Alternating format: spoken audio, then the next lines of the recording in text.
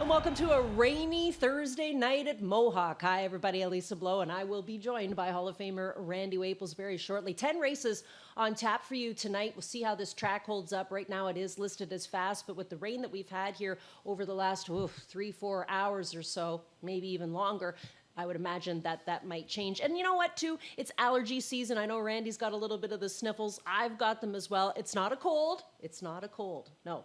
But I do think allergies are going to come into effect for a lot of these horses into the spring. Randy, you know, we've talked about this in the past before, the effect that the pollen and all that can take on horses with allergy season. I know that I was hearing you here and there, and I know it's not a cold with you. I know it's allergies as well. Yeah, I've actually in the last couple of weeks, I've kind of found it to be it's quite tough. bad. This year feels a little bit worse than previous years. Yeah. I don't know what that's all about. I don't know what it is either. You know, we had a nice cold kind of winter, so you would think that it killed a lot killed of everything. the, molds and pollens and stuff. But yeah, it just seems like it's one of those years, and I agree with you. You know, if a human is feeling allergy problems, you know that a horse is feeling the same thing. I mean, I think that's the biggest thing people out there don't understand a lot of times is that they are so much like us. Yes. In so many different ways, including allergies. And you can't just give them a pill to make it go away because don't give them a reactant. That might just test, right? That's right. So you have to look for some old school things. Now, you're an old school person. I like old school tricks too. You know, honey from your area really does work for horses. Raw honey in their diet for allergies. I like that, and I also like eucalyptus. I love steaming a horse with eucalyptus. Yes, test, gets all that crap going, gets Put it the getting towel out. over their face. Absolutely. Yeah. That's the Old old school. way of doing things. And here's a new thing that's happening now, the show. Like Yeah. I go away for a couple weeks, I come back, and we got a whole new way of setting up in here. And look at this, Randy. This thing just naturally rolls downhill. Towards so I'll Randy. probably, Come on. But the other thing is, I got my hands free, so I just roll down the hill. This is it, eh? Alrighty, plenty of things to talk about on tonight's program, and the way that the new format works, we just give Randy Waples 18 minutes to talk about whatever he wants to talk about now. Starting, of course, with the weather and how that's going to take its toll on some of our horses tonight. Well, I mean, we got a lot of young horses. A lot of young horses making their first starts, you know what I mean? So you never really want to do it on a nasty track like this, or even just with the rain pouring down. They're going to have wetness in their face. They're going to have mud in their face. A lot of them have never had to deal with this kind of stuff before. The last time that we were here, it really wasn't as much about the safety for the horses because the track was safe. What happened the last time, though, that we ran into this was that the drivers had no visibility. That's right. And that's the biggest thing that we can't have happen again tonight. You know, we do not want that kind of thing happen. But, you know, when you get that much water come down in that short period of a time, a lot of it just lays on the track, which turns into goo, which turns into, you know, the rain. And these guys, they're only, you know, like a jockey will wear how many pairs of 10 goggles? sets of goggles and just keep on bringing them off. But right? But drivers you guys don't can't do that. No. And that's So- what a lot of people don't understand. You cannot take your hands off the lines to remove a set of goggles. You're talking about the time that we raced a couple of weeks ago and they were coming back jet black, the drivers. Yes. And And so, they couldn't of course, see. you know, this is black too. And that's when things get scary. Yeah, exactly. You can't see. You can't see. If you can't see, you You can't can't see. see. You know what's interesting? What? We get to look at each other now when we're doing the show. Before Well, it's it was interesting like, for me, but I don't imagine it's too interesting for you. Alrighty, let's get into these replays that you've sent in for us tonight. Starting in race number 1 on the program. First race kicks off the guaranteed $75,000 pick 5. Now, there's a firster in here that's quite interesting by the name of Not Passable. We're going to talk about that one. But the first one you want to talk about is She's a Manici. This, you know, coming from Lyle MacArthur's barn, you know, you knew it was just a matter of time before, you know, she was going to come up with a win. And I think that she's sitting on that opportunity right now. Bobby McClure has just been lights out driving horses right now. Lyle, a big props to the Lyle MacArthur stable. You know, I just love the job that he does. He brings them along a little bit slowly. Let's take a look at this replay. Now, here she is. You know, she's able to get herself into a good spot from the 2-hole. Not easy to leave third from the 2-hole with a young trotting filly because the inside wing does play against you. Now, look at the move he makes, Elisa. He doesn't come in between Trevor and Tyler when he was sitting there because Trevor, he wasn't going to have it. It was a good move by McClure on this one. He is almost like he realized that, hey, no matter what happens here, I'm going to get locked in. I got to get her to the outside. Loses a little bit of ground doing it, but picks it up here. I don't think he was going to be any better than third. and now comes back to with a good third in there. So she's a Manici. She's going to be my top pick in there. I think that she's going to come up with a fine effort in here tonight. All right, and I think Bob's he knew he had the outside. He could make that move whenever he wanted to, and it was just a matter of when to push the button, right? All righty, so there's the first one. The second one we want to look at is a horse that's kind of intriguing here, and that's not passable. This is a first-time starter, a filly by Muscle Mess from the Carl Jameson outfit. Now, she's had a couple of qualifiers, but the last one was something to talk about. Yeah, she spent a little bit of time out there, too. You can see coming around the last turn, she's already on the outside of the outside there, and she's going to come a last quarter in 27-2, and I mean, you know, if they've raced a bunch of times, you can kind of see it, but she's never raced. And you know, this is her like second lifetime qualifier, and she reels off a last quarter in 27-2, and that's with spending time on the outside. And look at the body language on Jody right here. Now, the inside horse with Louis, you know, she's looking good in there as well. This is Cousin Halifax. He had a good campaign, and she's able to track him down. She's going to be real tough in here tonight. The biggest thing, though, is how hard is Jody going to want to race her? That's the thing. You know, it's a long season. There's lots of money to be made, but then again, you know, they paid $38,000 for her, and I'm sure they'd like to see what they got for that money. Yeah, that's the whole thing. But first lifetime start, you really set a lot up in this first lifetime start. So whether or not he's going to really want to go taxing on her, don't know.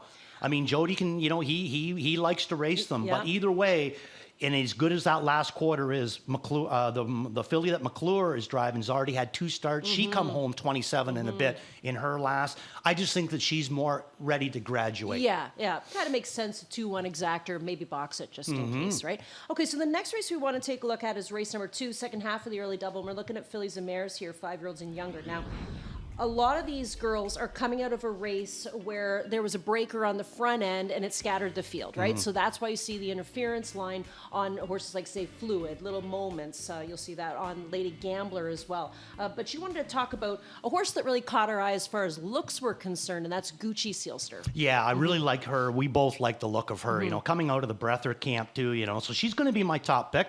We're going to get a look at the last replay on her. And you know, each week she gets a little bit better and a little bit better. And I thought that this was a good indication. You know me, Elise, I call it ringing the bell. And I think that she rang the bell and said, hey, you know, you guys might want to pay special attention to me next week because I am about ready to come up with a big effort. And here she is here now. You know, she actually, the horse that was first over ends up making him wide move into this turn with Dougie. So now she's the one left out there first over, you know, just a young kind of a horse and has any opportunity to kind of give it in here, but she doesn't. She doesn't give it in, Gucci Seelster. She just keeps kind of coming forward, and she's a big horse. I don't think that she gets right into high gear quickly. I think she needs a couple of steps. She's an all bets off, which to me, I find the more racing that the all bets off, the better they get. But this is where I liked her, right in here. Everybody else getting a little bit tired. She's still surging forward. She's going to be my top pick in here, but I'm going to, you know, there's this horse on the rail. Yes, this Fluid. Okay, so now she's going to get a bridle change tonight. She's going to go from blind to blinkers. Now, last week, I didn't use her at all. I did use her the first week. I like the way that she qualified. I like the way that some of the races that she put in last fall. So I did use her the first week. Didn't really like the way that she was out there. So the next start, which is her last start, where she did get the interference, I laid right off. But boy, it was a good effort. She was right back to being the way that she was before. Right. Yeah. So I'm going to throw her in for the second to grab the bottom of the exactor. I really think that she has really... I liked her all along, but for whatever reason, the first start back, not that big of a fan. Next week, really look good. You know who I don't mind here is Little Moments. Little Moments was 50-1 last week, got involved, you know, in that race where there was the interference, obviously, and still ended up finishing in the third spot and was only beaten a few lengths. 50-1 last start and 9-2 morning line this week. So yeah, another one too. I think is this tempting from the outside. Yeah, how about this one, Elisa? I got that one down too. Right, this is going to be her third lifetime start and the second time that she's got the 10 hole. I know, bad luck. Talk about bad luck, you know. And the other thing too is we're starting to see some of our big barns starting to send horses out again, right? We got Sean Stacey in this race. We have Chantal Mitchell represented in this race as well. McEnany's back in town. Exactly. They're all starting to come back now. That's a sure sign of spring. Race number 3, we're on the trot to kick off the early pick 4 on tonight's program. Now, here we go again. We've got a horse like Call Me Parker, who looks like he's sitting on a victory. He's had a couple of good second place efforts. He was in behind some interesting horses, including Get the Green last start out, and Richie Rich, who's become a really nice surprise from the Ratchford outfit. Yeah, really racing very, very well. I'm going to go Call Me Parker. I'm pulling the cork. I might have had him on top his his last start. First start I didn't. I had him in for second or third, and he raced fantastic. So then I think I might have put him up on top, but definitely no worse than in for second. Actually, I think I had him in for second because I think I had Mayot's horse Get the Green up on top. But anyway, this one, to me, he even shows more. And I was really, really happy with that first start. Now he's going to come back, and he shows a mile 57 flat. Second start back off of the layoff. I just think that things are really starting to progress for Call Me Parker. And I like the action, like the movement that he had in that first start. Like when he got him, Tyler Borth was able to shake him loose. He had big movement, but not like this one. This one to me was even better. So, nice effort that he ends up going in here. He's not going to get to Rogers' horse Get the Green, but no one really expected him to. But it's the way that he's coming on the end of it. He's not going to have to face the 6 horse in here tonight. And the rest of them, he's the only one with big movement on the end of it. And I think that this one was even better than the first time. So I think that Call Me Parker really progressing the way that I would want to see him. 2 starts this year, 2 seconds to work with. I think that tonight is the night for Call Me Parker to get to the winner's circle. What do you think about Zeron's horse in here? This Tricky Trish. I mean, obviously this is a horse that's new into his barn, had been with the Bayerjan outfit, now moves into his barn with a win in a qualifier in which Rick drove, and now he's driving here tonight. I always ask him, I think he said Joyce doesn't like it when he drives Pacers anymore, so he just sticks to the Trotters. Yeah, well, we may see a driver change tonight, though, because it's kind of squishy out there tonight. Come on, Rick. I don't know. Zed might not want to go out and get wet, but no, I do like him, and I like the fact that he qualified him himself, and I like the fact that he's going to come back to her and drive her himself. Yeah. I threw her in for third. I think she looks as talented in here as the rest of them. The big thing is how Rick's going to get along with her. That's right. Yeah. So we'll watch for that one because I think we might get her at a little bit of a price, but maybe we'll keep our eye on the tote board. Let's go to the fourth race on the program to kick off the pick 6 on tonight's card. This time we're looking at Pacers, Fillies, and Mares. And, you can talk about a horse like Barb Leahy, and really the reason we need to talk about Barb Leahy is because of the horse that she has been facing in her qualifiers. It seems like a lot back last season, and certainly she faced her again in her last qualifier, and that's Chantilly. Oh, yeah. Imagine. I mean, come on. You can't get away from her. I know. Can't get away from her. But, if you don't understand the reference, you look at it quick and you go, oh, geez, she was 5th, beaten 10 lengths in the qualifier. But if you don't know who Chantilly is, it doesn't, all fit together. In fact, at Woodbine last weekend, of course, opening weekend, there's a lot of talk about Chantilly up there with the thoroughbred folks. Really? They're very interested to see it because she's kind of a racing oddity if she happens to go in the NA Cup. Oh, absolutely. I've never seen it before. Exactly. That's what we were talking about. That had people, because I think it's in thoroughbred racing, it's usual to see fillies go in the plate, right? But for any cup purposes, it's very unusual. So it's something a lot of people are talking about. Yeah, interesting. Well, that's good. We always like to hear the free publicity, I guess you'd call it, eh? But yeah, can you imagine you got to race against Chantilly all the time, then you go into the qualifiers thinking, ooh, I can finally get some confidence in my horse, and who shows up beside you? Exactly. Chantilly. Exactly. My gelato is the way that we're going to go in this one for me. That's the way I've been waiting for this one. I'm going to pull the cork 10 hole or not. I don't care. She did have the 10 hole, her first start back in April. Didn't do a whole lot with that one, but each start, I think that she's gotten better and better. And that last start, we're going to get a look at this one, Elisa. I think that this one is a really good effort. And look at the last quarter, 26 flat. I mean, she absolutely whistled it. And you can see her coming way in the outside for Bobby McClure. Got the earplugs out, and we got these 2 up here in front. He's not going to get to them. But boy, look at the separation that he's got on the rest of them. And she's the only one that keeps coming forward. This could be another big effort by another big gym. It seems like the big gyms are coming left and right lately. So my gelato right from the outside, she's going to be the way that I go in this opening leg to our pick 6. And I got to go with this Barb Leahy. I mean, at least tonight she won't have to worry about Chantilly. Yeah, exactly. But so I mean, what she's done in the past, fast. Hey, you know, if she's ready to go, that's a pretty good last quarter that she went with. And it's not just Chantilly in there as well. Wicked Pace, another toughie. Absolutely. Okay, so that's the 4th race. Let's go ahead to race number 7. 7th race tonight is where we kick off the late pick 4. And this time we're back looking at trotters again. So 5-year-olds and younger, non-winners of 1. And, you know, I think some of the powerhouse horses in this race have the worst post positions. The 8 PC Sunshine Girl, the 9, which really interests me, Fireflies in Thunder, kind of makes sense on tonight's program because we'll probably get some Thunder. And then Green Man's Joy. This firster, the 9 horse, Fireflies in Thunder for the McNairs, is very, very interesting to me at 5-1. Qualified, won the first qualifier, came back, just got a nice easy qualifier on the 25th. Again, you have to kind of assume that these McNair horses would have been stationed down south throughout the winter months, so there's some pretty good foundation underneath her too. Yeah, for sure. I mean, she must have been a private purchase because it doesn't look. He doesn't look like he went through a sale.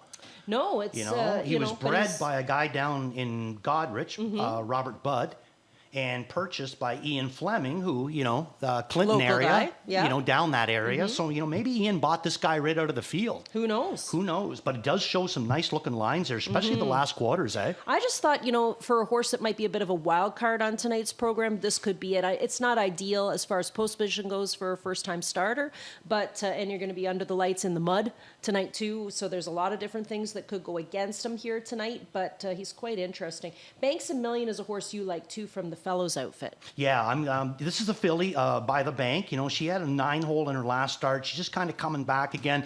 I thought she had a good summary last year as a 2-year-old. 11 starts, 5 times in the on the board. So, you know, she showed some talent, and I like the way that she's come back. And Billy Davis going to take a crack with Banks a Million. But I thought this was a good effort.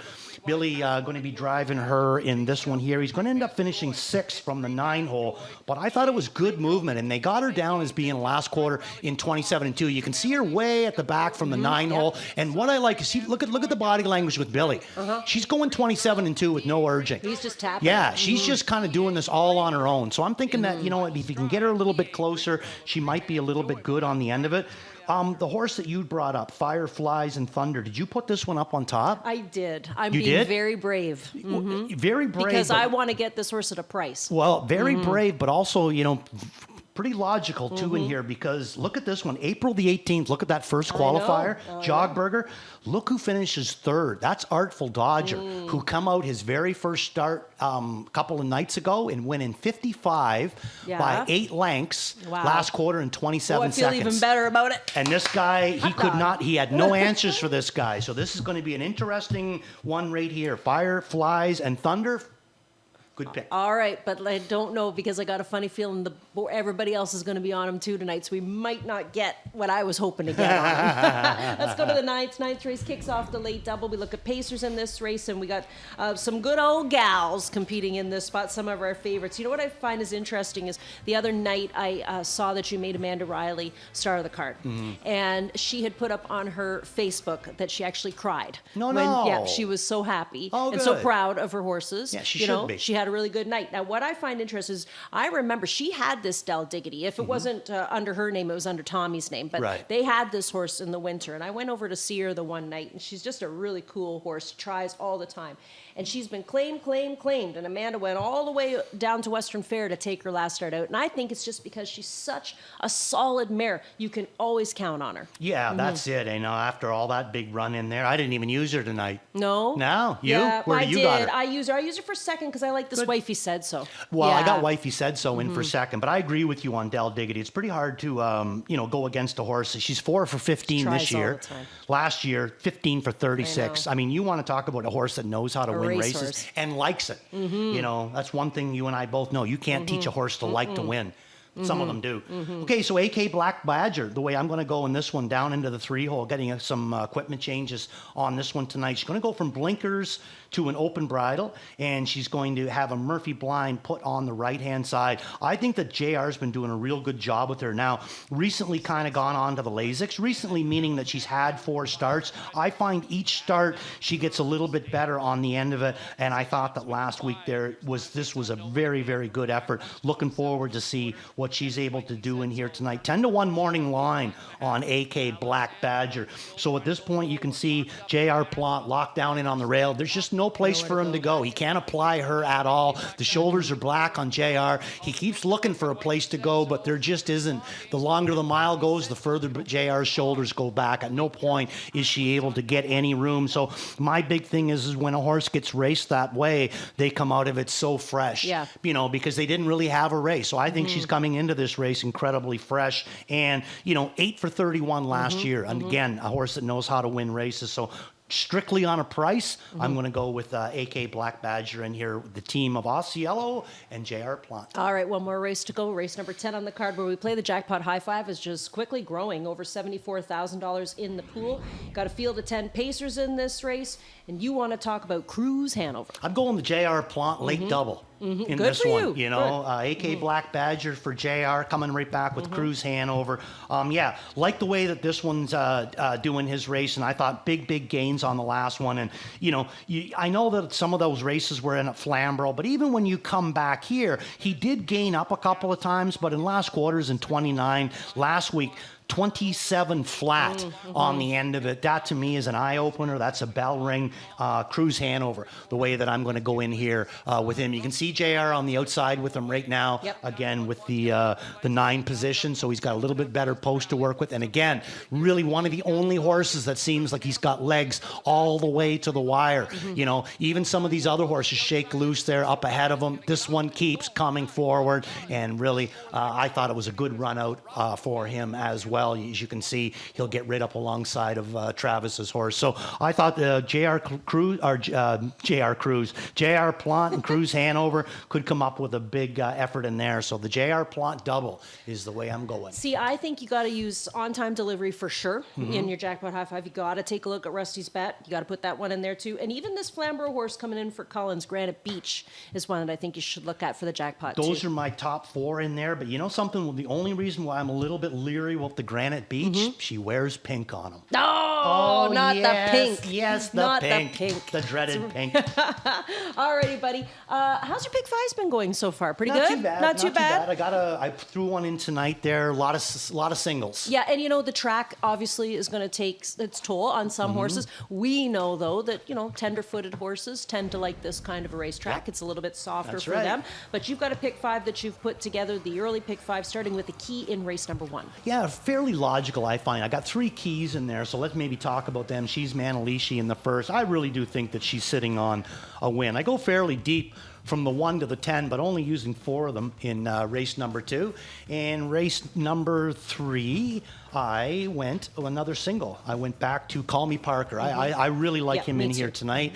Race number 4, all the way to the outside with My Gelato. I'm going to have to really sweat through that one if I get that far. And then in race 5, I found a lot of difficulty in this race, so I went quite deeper in this one here. I went 6 wide in here, but still, all told, I think it still comes to like a $24 ticket. So, play it for 20 cents. You're looking at what, about a little bit over a $4 ticket. And John Rallis has sent in a ticket as well for you tonight. He's using the 2 and the 7 in the opener on the program. So you're going to find that his ticket is far different than Randy's. Because, Much of course, different. you're keying horses too. And, John's using, which he always does, he'll use some wild cards in some of these races as well. But obviously he'll use Not Passable, the firster, and he'll use the 7 horse in this race as well, hoping for a flat line from that one here tonight after a break last start out in the first Lifetime start. But again, 2 completely different approaches to the early pick 5. And here's another one. Completely different right? one. So, yeah, it's kind of crazy how you have 3 guys and they all send in something. Sometimes there's horses, Randy, as you know, that just make logical sense. And everybody keys in on it. But in this case, for tonight's early pick 5, it seems to be a little bit wide open, and that's why we have so many different selections for you in tonight's pick 5. Okay, another thing we want to talk about on tonight's program too is, well, I guess we're calling it the green wave, right? Oh, there's that ding. The cookies are ready. So I do the sale, right? The harness sale, the London sale, and these green Manicis, man, like there's so many of them. I thought, what else could I say about green Manici? He had a fantastic debut, right, as a sire, and I mean, on a night when we have trotting races, you're going to have a lot of green Manicis. And the thing that's really interesting too is it seems like all the ones that were really, really good last year have come back good, and all the ones that were maybe needing, a little bit of seasoning last year's that were green Manicis, they've come back strong. Like I said, that Artful Dodger. Yeah. He's 0 for 8, I think, last year.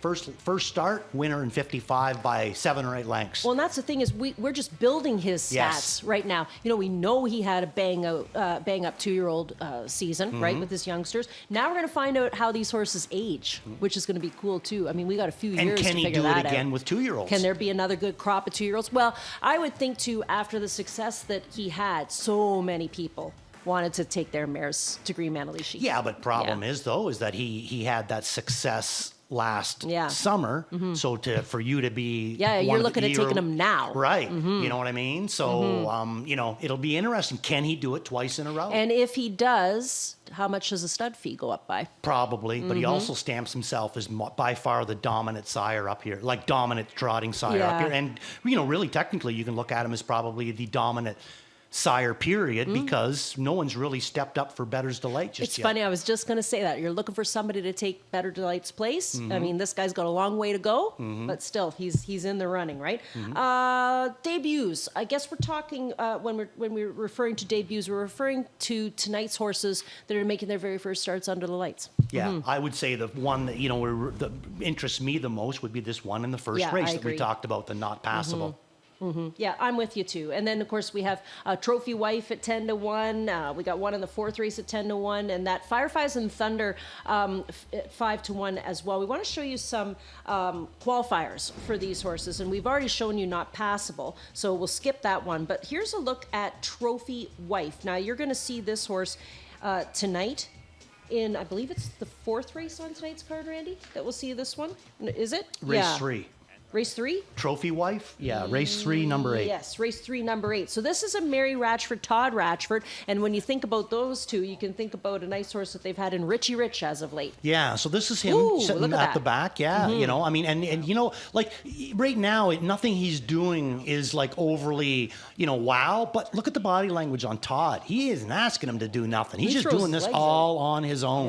Yeah. So, definitely a nice qualifier there. He certainly looks like he's got as much go on the end of it as he did earlier on. So definitely an interesting horse, this one. And Mary Ratchford and Todd Ratchford really been doing very, very well out of their own barn. Yeah, and that's a brother-sister team for those of you who aren't familiar. Chantal Mitchell's got a firster. Hers comes up in race number 4, and that's HP Terpsichore. We're going to have to Google that and find out what the terpsichore is. I thought it was an instrument. Thank you, Luke. I had a funny... It's something we're going to sign Randy up for lessons on. Yeah. What is it, English? I don't know. We're going to have to look it up. If you blow into it, if you strum it, I don't know. But yeah, so this is the last qualifier from this one on the 25th. And on that day was Tyler Borth. He's actually been driving... Whoa, there's a bad breaker. He's been driving this one on both of the qualifiers, and he'll drive him tonight as well. Yeah, definitely, coming out of a good barn in here, and a good last quarter, 26-4. Nice looking horse too. Look at the shine on that one. Woohoo! So Luke is generally right when he says in my ear what the meaning is. It's not an instrument. Oh, what is it? It's the Greek goddess of dance. So it's not named after you at all. I mean, no doubt. No doubt about Fireflies that. and Thunder. Because you want to know why? Because Randy's got no moves. None. This Fireflies and Thunder, we talked about this one. This is the colt that's debuting tonight from the McNair outfit. This should be an exciting debut, too. So this is the last qualifier on the 25th, not the day that he won. And the day that he won his qualifier was definitely quite impressive.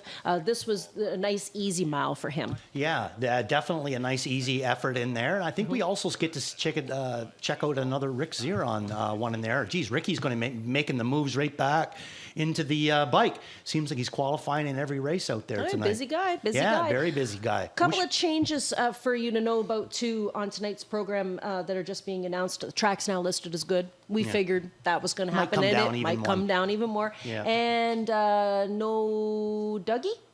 No Dougie. On the whole night? Oh, no. That's Yeah, he always took bit a of look out downer. the window and he said, not for me. But no, I don't know. But Dougie's not going to be driving on tonight's program, which is I've kind of been a there. shame. Yeah, because I've been there. I wanted to watch him drive this Fireflies and Thunder. Yeah, me too. A look ahead at the weekend, Randy. I mean, it's a busy weekend. Yeah. We knew this. Spring is here, and that means we have a whole bunch of great events, including Canadian Tire Graduate Series races and a preferred pace on the Saturday night program as well. That's usual. Yeah, if I go back, I mean, it was a long time ago, but I'm pretty sure there was a muddy night there that I didn't make it into work either. Really? Because what's funny? I was going to say, and Dougie pulls a Randy Waples and decides it's just too yucky to come to work tonight. I think there was one night. Oh, you think one? Yeah, I think so. That month, maybe. Plays of the night from some of our good friends, including our handicappers as well. But first, starting things off with the selections for you, Mr. Waples. Yeah, I'm going to start her right off in the first race, and that's going to be my Waples Watch with She's Manici. I'm going to come to race number 6, and that's going to be my Worth a Look, and that is going to be Aragonite going on to the Lasix program. Race number 8 would be my all-in, and that's going to be Superior Delight. And race number 9 is going to be Beat the Favorite with AKA Black Dog. Yeah, I like that Badger. replay that you showed because there was just nothing for her to do at all. Yeah, so it's a good replay for sure. What have I got? Well, it's not going to be a lot of big price horses, unfortunately. It's just I'm interested in seeing what this Not Passable is all about in the first. Ready Off the Rest. I'm curious about this Sprite Sealster tonight. Very interesting Yeah, horse. I just kind of think that again, I like playing these horses sometimes Ready Off the Rest because maybe we can get a price. But I think Right. there's a story there too, Randy, because you can see that Tyler was driving the horse last year for McNair's, and now he co-owns the horse, and his girlfriend trains the horse. So obviously they went shopping and bought this one, and probably because Tyler liked what he drove. My best bet is above my pay grade in race number 6, and my wild card tonight is that firster Fireflies and Thunder that comes up in race number 7. Plays from our resident handicappers, including Ghislaine Paquette, who takes Tempting in race number 2 at 3-1. He suggests that one's ready to win. My Gelato at 5-1 for Garnet Barnsdale is his spot play in race number 4, and Zet Athena for John Rallis in race number 7 is his spot play at 7-2 morning line. Well, there you go. We wrap up a Thursday pregame show, and we get set for 10 races for you on tonight's program. Looks like we're going to be in for a bit of a muddy night. We will watch the track condition. Randy will let you know just how that's going to play tonight, but everybody's going to have their mud fenders on tonight's program, and they're going to be covered in dirt for each and every race. Rubber pant night tonight. It's rubber pant night, boys. 8 minutes to go before race number 1 on tonight's program. Good luck with your selections.